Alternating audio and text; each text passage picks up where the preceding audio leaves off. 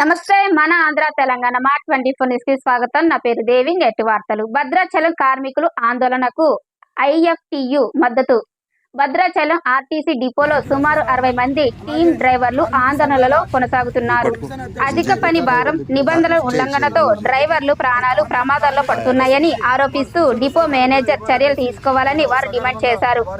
IFTU, CPI, MLA, new democracy నేతలు కార్మికులు సంపూర్ణ మద్దతు ప్రకటించారు. ప్రయాణికులను సురక్షితంగా చేర్చే డ్రైవర్లకే భద్రత లేకపోతే ఎట్లా అని ప్రశ్నించారు. సమస్యలు పరిష్కారం అయ్యే వరకు విధులను బహిష్కరిస్తామని డ్రైవర్లు హెచ్చరించారు.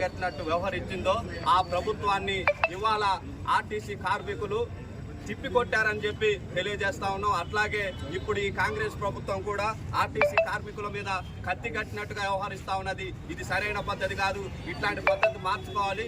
ఆర్ఎం గారు కూడా ఇప్పుడు వీళ్ళ గురించి ఆలోచించాలి. అయితే 3 మాస్టర్లు వీళ్ళు డిమాండ్ పెట్టారో అది న్యాయమైన డిమాండ్లు. వాళ్ళు రాత్రి పగళ్ళు తేడా లేకుండా ఇవాళ చావ చేస్తా ఉన్నారు ప్రజలకి.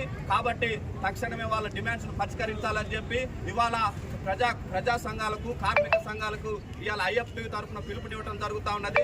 అట్లాగే వీళ్ళు గత 3 రోజుల నుంచి సమ్మె చేస్తూ ఉన్నారు.